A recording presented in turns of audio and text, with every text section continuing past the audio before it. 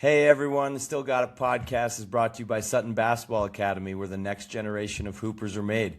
Whether you're just picking up a ball for the first time or chasing a college scholarship, our year-round academy trains boys and girls ages 5 through 18 to become peak performers, both on and off the court. At Sutton Basketball Academy, it's bigger than the game. We build skills, confidence, and character that will last a lifetime. Learn more at SuttonBasketballAcademy.com. Hey everyone, welcome to the Still Got It podcast, where we sit down with former college hoopers to relive their journey, from playground dreams to big-time college moments and beyond. Each episode, we dig into players' early days in the game, the recruiting process, that first taste of life in college, and the highs and lows of their playing career. We'll also look at what came after the final buzzer, life beyond basketball, and where the game has taken them since. I'm your host, Nick Sutton, and this is Still Got It. Real stories, honest reflections, and a deeper look at the game beyond the box score. And if you're enjoying what you're hearing, be sure to like and subscribe. Next time on Still Got It. Well, yeah, and then also you hinted at a little bit ago, the ACC tournament, maybe got a little bit of injury luck with Norchad. Ormir got hurt from Miami. Came back to him, yeah. And you ended up beating UVA for the ACC title. And it was, still Jon's first year. What was that moment like for the team? Like you said, being able to hang that banner after the season in Jon's first year. Yeah, it was super exciting. I mean, it felt like a little bit of weight lifted. There was still a lot of work to be done that year, and we wanted to make a much deeper push. And we felt like we were playing as good as anybody in the country at that point. But that was a big moment. It just, like you said, there was so much pressure there. There was so much, the transition, the losses earlier in the year. It just felt good to be able to do that, and especially the way we did it. I don't remember the stat. I don't remember what the stat is, but out of the 3 games, whatever you total up, that's 120 minutes of gameplay. I think we played 3 games. I think we were leading something like 118 of those 120 minutes. And yeah, Norchad Ormir went down early in that game, which is a big, call it what you want. He's a damn good player that year, but it was exciting to be able to do it in that fashion, and for Jon and for the program in general to be able to get that and hang that and at least have that for that year. Looking back on it, was just exciting to be able to do so. And I remember, a fun moment for me to look back on, Mike Schrauge, who I don't know if he was around the program when you were playing, Nick, but he was one of the guys that recruited me hard out of the portal, and one of the ones that I had a close relationship with. Now he's somewhat tasked with getting some older vets every year through the portal. But I remember giving him a hug after we had won, and the confetti's coming down. And he told me, "This is what you came here for. This is what you wanted to do."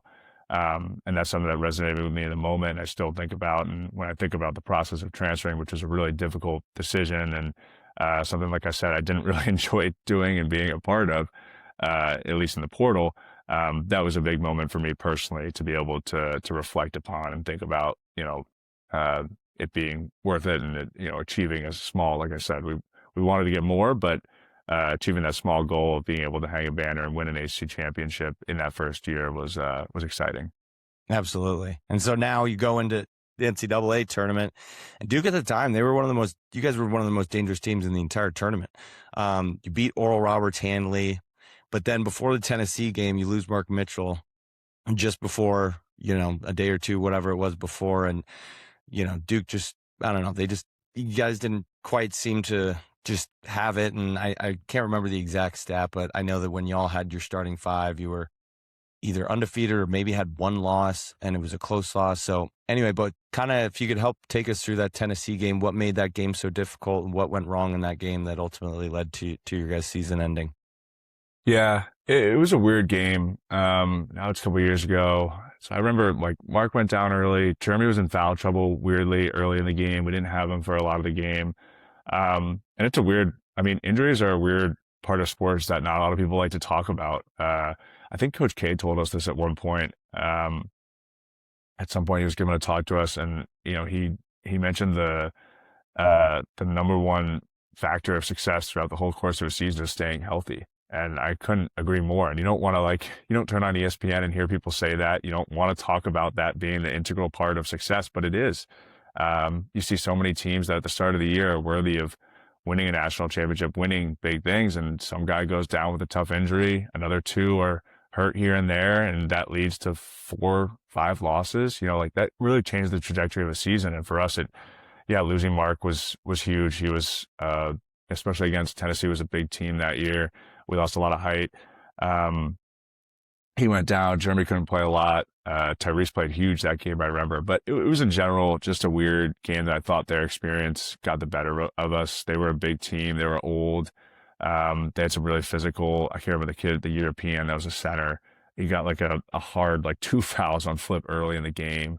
And it just kind of felt like their experience got the better of us there, which is unfortunate because, like you said, I think we were playing as good as anybody in the country, and they just came out in the first couple minutes. It felt a little weird without Mark, with Jeremy, getting a quick. I think got 2 in the first couple minutes. So we just weren't able to respond well enough in that moment, and it was probably our inexperience that got us a little bit there. So an unfortunate early exit for I think a team that was playing, like I said, as good as anybody. Mm-hmm. But we were on the wrong side of the March Madness there. I think if we play that Tennessee team 10 times, I don't know what. I think we were the more talented team and playing better than them. I think if we play them 10 times, maybe we beat them more times than not. But in that moment, you only get one. That's what makes March Madness. And we were on the wrong end of it that year. 100%. So as the season came to an end, you still had a year of eligibility left. Did you already have your mind made up that you were coming back to Duke, or did you consider other opportunities, transfer or otherwise?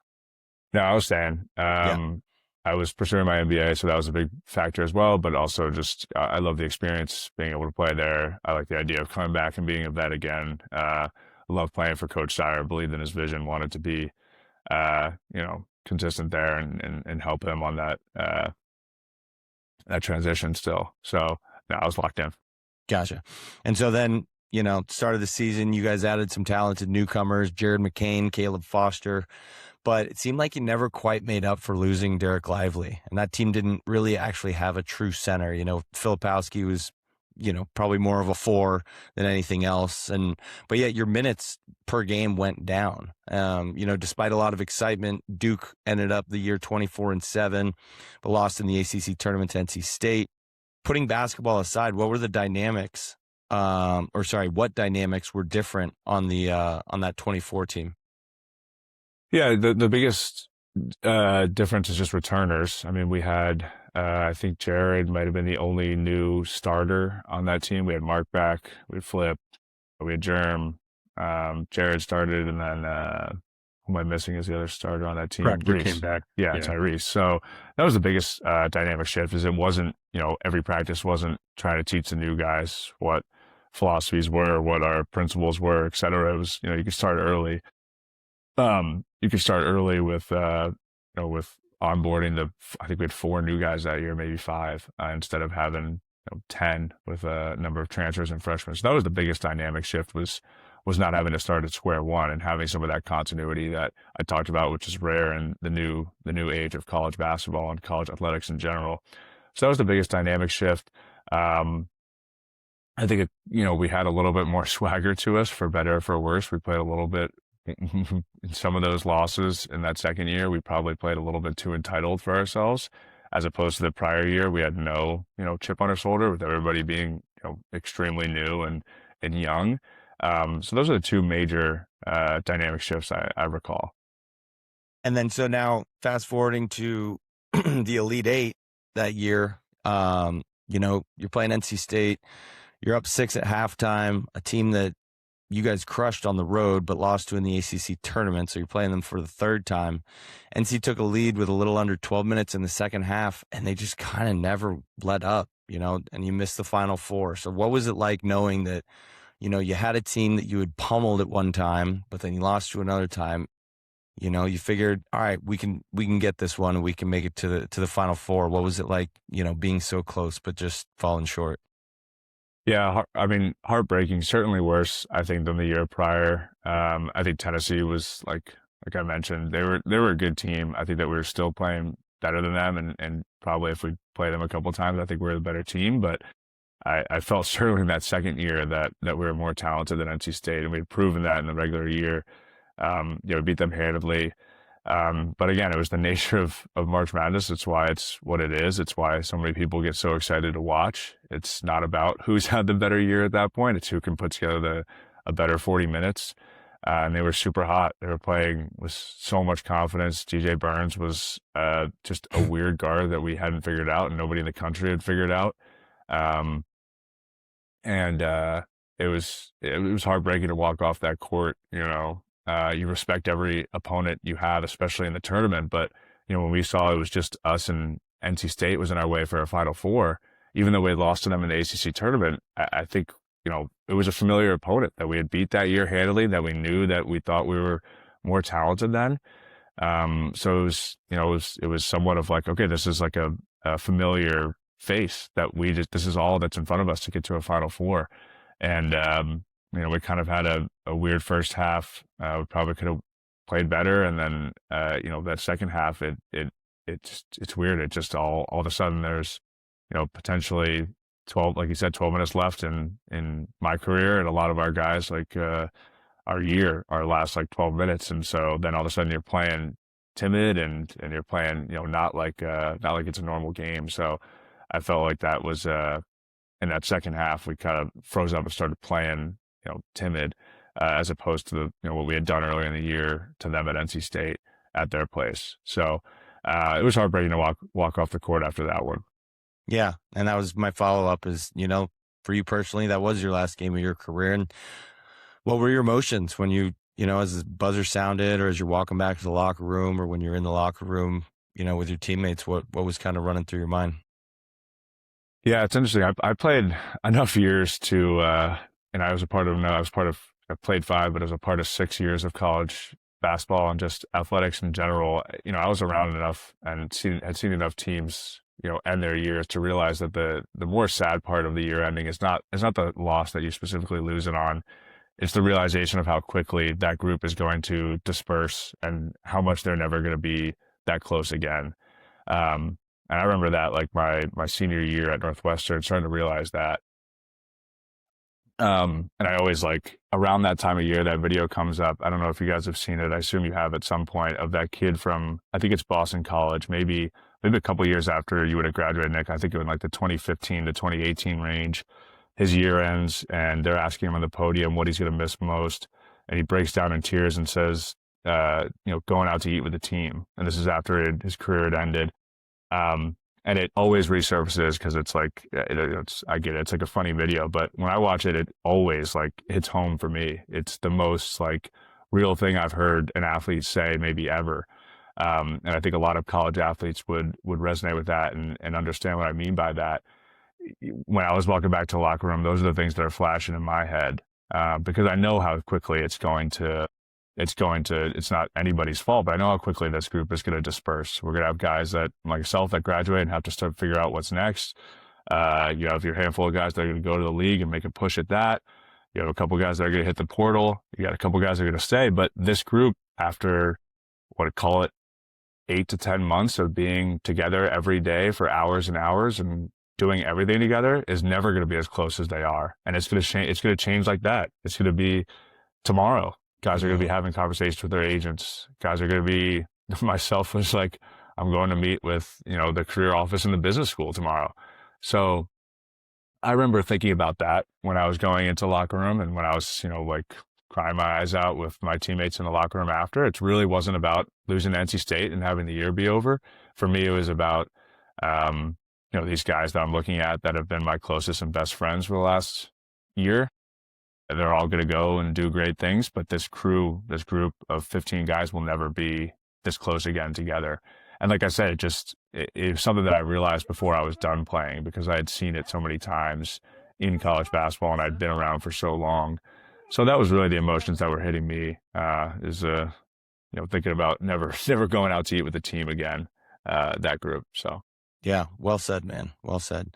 All right. So last kind of question on Duke. And again, just talking about Jon, He's coming in as a new coach. He's gone through adversity. He almost cracked the Final Four. Then we saw him make the Final Four last year. What do you think it is about Coach Scheyer that has allowed him to have so much success so early in his career? It's his competitiveness and his relatableness, I think. So I'll start on competitive. I have a funny story about this as well. I mean, you hear a lot of people talk about how competitive it is, and you guys got to see him play, and obviously Nick, you played with him, but he's one of those uber competitive guys, and you see it. He plays like pickup after practice a lot, and you see him going as hard as he can against managers and the young staff. He plays. I know he plays tennis a ton, and I'm sure he's just as competitive that and pickleball. But the one thing I remember specifically, we did this conditioning drill. I think it was my second year. It was called the beep test. I know a lot of different teams do it in college athletics. I don't know exactly what variation of it ours was, but you basically just you start at like the opposing foul line and you run to the baseline and back, and each rep that you get, the beep, you start at a beep and you end on a beep, and you have to get it in between the time. And our team, we did poorly, or I don't know if we really did poorly. The coaches are pissed. We had a couple guys come back. We did this after like a 2 or 3 week break. So we had guys come back a little out of shape. The coaches were pissed about it. Coach Will was pissed about it, our strength coach. And they were so frustrated, and Coach Scheyer was so competitive about it and fired up that he ran the beep test after we had left that morning and gone to class. And I think I want to say we were getting like in like the 30 to 40 range. And he was so mad. He was like, I could get that off these guys. And I want to say somebody told me that he got into that range. I don't know what exactly he got. I should text him and see what he ended up getting. I'm sure he remembers. But I remember thinking that there's not many college coaches that are doing that are watching their team do a conditioning test, being so frustrated with the results, and then running it himself. So that's the first part, the competitiveness. And then I want to say the relatableness is second. I love playing for Chris Collins, but when I got there, he was in his late 40s, early 50s, so he wasn't too on the court. Sheyer's still young enough to be on the court. He plays pickup after. He can get in drills. He can be like, he started on scout team, but if he wanted to, he could be. So I wasn't exposed to that level of like being able to practice with your head coach and having them be so integral into that. And then, like I said, the other part of the relatableness, outside of just like being able to still do it and play and show you what exactly he means on the court, is what I talked about earlier. He's been in that seat. He's been a Duke. For me, it was like he was a captain of a Duke basketball team. He knows what it takes to be a good locker room guy, to get guys fired up, to know what the right and wrong things to say to other guys are. He's played at UNC. He's been in big moments. He's won national championships. So that was the other thing that was just very obvious to me, is like everything he's saying is so credible because he's so relatable and he's been there before. He's done that. So those are the big things that stood out to me: competitiveness and relatableness. And then obviously that goes into recruiting as well. Yeah, absolutely. So your favorite player for many Duke fans, which says a lot considering you didn't even start your career at Duke. And so now in the transfer portal, NIL era, like what, if you had a crystal ball, like how do you kind of see it shaking out? Like, it seems like we're just kind of in this new world now, but there's obviously still adjustments and changes that need to be made, that are in the process of being made. So how do you what's your vision in terms of how you see this shaking out? Yeah, it's a heck of a question. I mean, I think it probably does transition to multi-year deals. We just saw a big thing with the quarterback here at Duke, with Mensa. So like that's going to have some large ramifications. You're going to see multi-year deals being made. I think that's probably the next logical step. I mean, the question for me that I always have is like, it's such a chaotic moment, and it sounds like nobody has the right answers. But in my mind, I don't completely buy into that or understand it. When you look at it, when you take a step back and look at it from a full perspective, it's not like we're trying to rewrite some, thing that's never existed before. There are front offices in professional sports leagues. I mean, college athletics is operating on a professional basis right now. The only thing that's missing is that front office piece. Right now, college coaches are expected to coach X's and O's, recruit, but they're also now doing negotiations with agents. They're, monitoring like a cap space, essentially, without a cap, but they're monitoring, what they have for NIL. They're going out and fundraising. So all of this is like put on coaches. It puts strain on programs. It makes it harder for fans to, engage with this new 12 guys every year. It makes it harder for programs to be successful over time. And it's kind of like a bit confusing to me because it's not like it needs to be anything new. You're already operating a professional model with the amount of money that's coming in. I think that we could just emulate more of what, professional sports do. I don't completely see, I understand that there's some barriers, but it doesn't, right now we're operating in the wild, wild west. Add some structure and you could take a page out of the professional sports model book. Yeah, no, those are really good suggestions. I know I haven't really put that together yet. So that's really good insight. 1 second. I need to put my computer in my charger in my computer. 1 second. I mean, it's interesting you bring it up. I feel like, the natural thing is you just have people have larger buyouts and, it'll be interesting to see like more people. To what degree do the schools not want it? Because they like, it's actually more of an issue in football, I feel like. Yeah, that's an interesting piece. I mean, football will dominate everything. There's an idea. I've talked to a couple people that think that football will like completely separate and kind of become its own sport. Yeah. With the amount of money they bring in and spend, et cetera. And then it puts men's basketball kind of in a weird spot because they're one of the only sports that does drive a positive profit.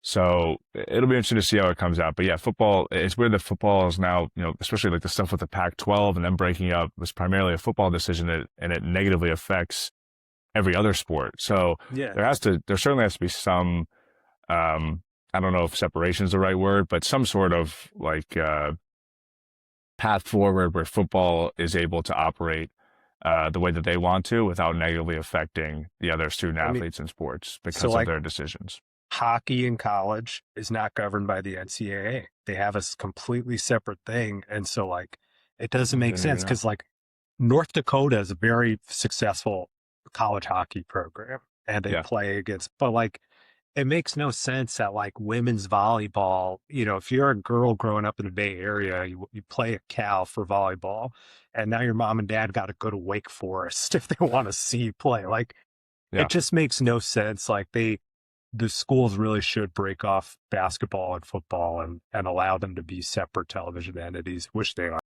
Yeah. And to your point, it has a big effect on winning and losing too. Like you always see, I've seen a couple of tweets come out and stuff come out of like different sports, but for sure, men's basketball in the ACC this year, like teams are struggling on that West Coast road trip. UNC lost a couple. I think Duke was the only one that's been like gone 2-0 over there. Yeah.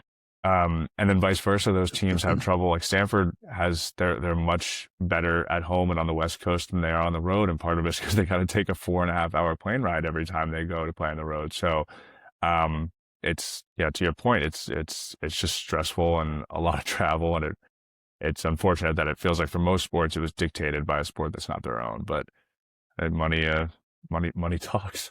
Yeah. Yeah. So now we're in post basketball career mode. Why don't you tell us a little bit about what you have been up to the last couple of years and what kind of excites you most about this, post college, post basketball career? Mm-hmm. Yeah, absolutely. So, I didn't know exactly what I was going to do after I graduated. I kind of wanted to pursue both paths. I had an agent that was taking a look at things overseas and where he thought that I could end up and play. And at the same time, I was doing some networking and trying to get into a couple places out of cycle. So I had actually graduated with 4 total internships under my belt. Most of those were finance related in Chicago. One of the benefits of COVID was that while COVID was going on and the rise of things like Zoom and virtual meetings, it kind of benefited a couple of athletes like myself who were not going to typically be able to do like a very standard, summer internship through a bank or a consulting firm. You were able to during COVID because everybody was virtual anyway. So I was able to kind of get my foot in the door at a couple of places for some internships and say, hey, I know everybody's virtual anyway. Do you mind if I take the 3 or 4 hours in the middle of the day that I have to go and practice and work out and lift with my team? And then I work in the mornings and at night. So I was able to do a couple of those. I worked for a couple of different PE firms in Chicago and a couple of different consulting firms. So I knew that I was interested broadly in a couple of those different things. And I got connected with a couple of folks at Boston Consulting Group, a management consulting firm that had just opened an office in Raleigh, Durham. And I met with a couple of them and thought it was a great fit. So I started there about a year and a half into the role right now. Then I love it. It's exciting. It's a good, a lot of people from Duke and Northwestern as well going to consulting banking because they're not sure exactly what they want to do. I fit into that boat, but I wanted to be in a place that I was around, other, being around very smart people, learning very quickly, being on fast-paced projects, and being broad was something that I wanted out of a first job. And so far it's been awesome. Travel a lot for the role. They want us on the road 4 days a week, Monday through Thursday, typically at client sites. So doing a lot of running around, but based in Raleigh, Durham, which has been fun as well. Go back and play pickup a little bit with the managers and the young staff whenever I'm back here. So it's worked out. It's been good. Learning to work out on my own and stay in shape has been a struggle. That has been the one bummer of moving on from basketball and sports, or not the one bummer, but the biggest thing that I wasn't expecting is, running on a treadmill by yourself for 45 minutes is not fun. And it's not, it's not the same as going into a locker room with 15 guys and getting after it, or going to play pickup for 2 hours. A lot harder to burn those calories on your own, and a lot harder to get motivated to do so in a Marriott weight room. Yeah. So that has been a big, a big learning experience. Yeah. I suggest CrossFit. It's a great community. It keeps you on your toes. You do a lot of cool lifts that make you feel super cool. But that's my 2 cents. All right. So Ryan, we are down to our recurring segment. With a few questions we like to ask all of our guests. So first up is it's called Cameron Confessionals. It's a recurring segment where we ask guests to take us inside the walls of Cameron Indoor Stadium. So what's a story that you feel comfortable sharing? One of those locker room laughs, humiliating consequences, or hidden memories that only the brotherhood knows? Yeah, it's a good question, and one that I will approach delicately, as I'm sure you recall. There's a lot of having 15 young males from the ages of 18 to 22 in a locker room. There's a lot that we get up to that we probably shouldn't in a college locker room. But I'd say one of the funny things that come to mind that I still joke around about with the guys on my team, and I'm sure, Nick, you recall, we used to say, and it totally makes sense, you said this at Northwestern too, the most important game to win all year is the one right before Christmas break. And that is because if you lose that one, you are coming back to a harsh couple days. It also ruins your whole Christmas. It sucks in general, but at the end, there's no light at the end of the tunnel, because you do go home for Christmas for 3 or 4 days. And then you come back, and if you lose that game, those couple days before your next game, usually you have like 5 or 6, are going to be brutal, bad. And we lost, my first year, we lost at Wake Forest to a pretty good Wake Forest team, but we were supposed to win. We played like shit. We went home, came back, and it was a tough couple days. And I was trying to tell those freshmen, because they didn't know, not trying to tell them, but, like Jeremy and I used to be in the locker room, like, this is a big one, guys. Like, you don't lose the game before Christmas break. And we lost that one, came back, and just got killed for like 2 or 3 days. And as you recall, we were like, on top of just, we weren't like 10-1. We were also struggling. I think we fell out of the rankings at that point. So it was a bad couple days of running and just getting beat up in practice. And so fast forward to the next year, like, we have a lot of returners, nobody's really saying it, but I can tell, these guys remember, like, this is a big one. You don't want to lose this one. And we, again, were struggling that year. We played Baylor in the Garden, but we had lost like 2 or 3, lost at Georgia Tech, the game prior. I think we, again, like, we're kind of fading in rankings. I don't know if we had fallen out of them, but we started the year 2, maybe at that point, we were somewhere in the 10 to 15 range, and Baylor was good. And we came out, we beat them, which is a huge win. And the funnier part of the story is that, you could leave from there if you wanted to. We didn't, we had whatever, 10 days until another game. a lot of our families were in New York. You didn't have to take the flight back. So there's probably 7 or 8 of us that were hanging out in New York that night, and we just got a big win. You had a ton of days off.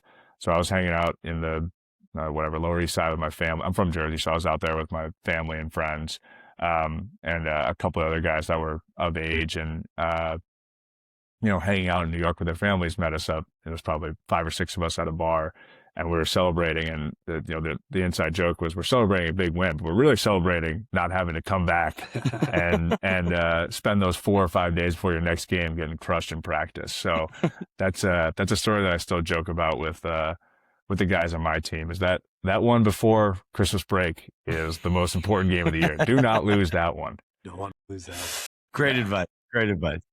All right. So next up is a question that Barbara Walters she used to ask a lot of her guests. And it's pretty straightforward. What is the philosophy, or what are the philosophies by which you live your life? It's a good question. Let me think on this one for a second. Mm-hmm. The biggest one for me, the biggest philosophy, I'll name one. There's a couple that I probably live by that I know, and then others that I try and that are just like unbiased. But the biggest one for me is being curious. And that means a number of different things for me. One is just constantly being open to learning new things. And that's both professionally and not professionally. I love to travel. I think you can grow I think the quickest way to grow in this life is putting yourselves in positions that you're not familiar with, whether that's around people you don't usually talk to, or if it's going to countries or places that you've never been and cultures that you don't know about. That's the first part of that, is just, I think being curious leads to you growing as a person, both professionally and not professionally, and, in jobs and in, your personal life.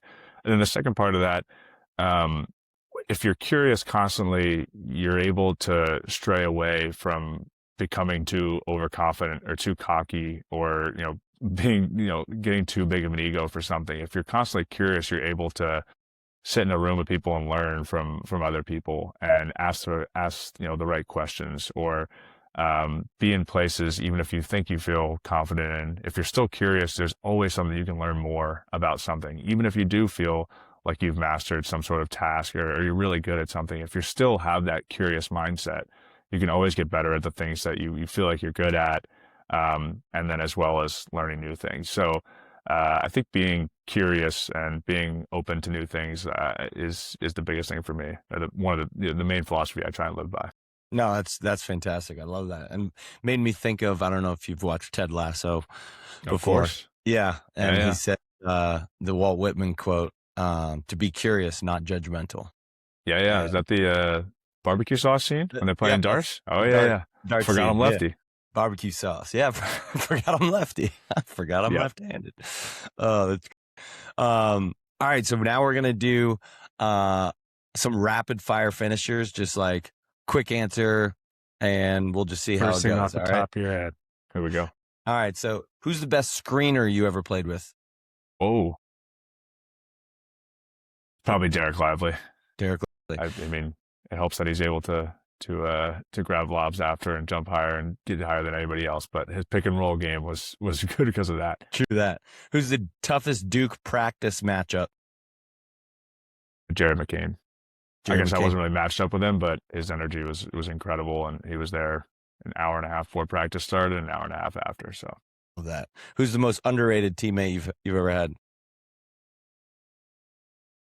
And we can come back to it if you want. Pete Nance, and you're seeing it now. He's having a great year in the league. And he was always that guy. So excited to see him play. I guess another one would be Pat Spencer, but he was mostly underrated because he was coming from a different sport. So there's an asterisk next to why he's underrated.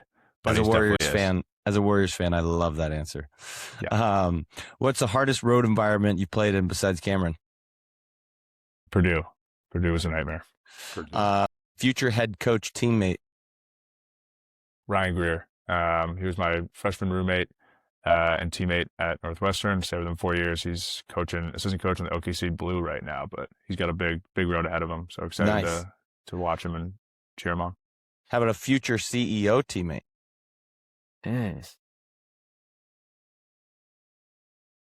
Neil Begovich or Daniel Begovich was my two roommates at Duke. Daniel was a GA, but he played at Stanford and transferred in. It was my roommate. So one of those two are going to be they're aspiring for big things. I'll be asking them for jobs soon, I'm sure. Nice. All right, two more. What's a secret stat that you're proud of? I've never missed a college basketball game. I have never been injured. I missed a couple games on our European tour when I was at Northwestern, but that's literally the only game I've missed. Now, I'm proud of it. A part of it is because if you're not athletic enough to be jumping super high or moving super quick, you're not getting hurt too often. So there's a bit of an asterisk of mine, but never missing a game is something I guess I'm proud of. I love that. And then one game that you'd replay. I had a big game against Houston in our, I think it was a Sweet 16 game. And it meant a lot to me just because I wasn't, I didn't have a huge stat game. I think I finished with 4 points or something, maybe like 6 boards, but I felt my plus minus was something crazy. And that I felt like exemplified like who I was as a player. I never was going to be like leading the team in points and whatnot, but having a big impact in little things was something I was proud of. So that was a game I was proud to, and it felt like it kind of exemplified what I could do for a team. Yeah, exactly. How it doesn't need to be a stat stuffing, performance to really have a positive impact on the game. It's a lesson for any kid in any sport, and yeah, love that. Yeah. Well, from growing up as a Syracuse fan to contributing solid player for Northwestern and one of the Duke all-time favorites, Ryan Young, after everything that you've seen and done, everyone wants to know, do you still got it? Oof. I hope so. I do. I still got it for the manager games and for your typical pickup game in any random gym. I went back to play with one of the bigs, iffy on the current roster, went down with an injury, and Coach Scheyer asked me if I could fill in for a couple of days for scout team because you're allowed to with former players and the new rules. It was rusty. I wouldn't say I don't have it anymore, but it was. It as quickly as it goes away quickly when you don't touch the ball for a little while. But yeah. I think I still got it overall. But that was a humbling experience to go back and be on the scout team for a couple of days over Christmas break. That's awesome, fantastic. Well, Ryan Young, thank you so much for joining us, and hope you had a good time. And yeah, maybe we can get you back on and sometime in the future. Yeah, absolutely, loved it. Very fun to talk ball and everything. So. Appreciate it. Excited to watch the rest of this year with y'all. This promising Duke year we got in front of us. That's great. We'll see you at the Carolina game. Oh yeah, of course. All right, man. Well, thanks so much. Thank you. Have a good one. Appreciate you.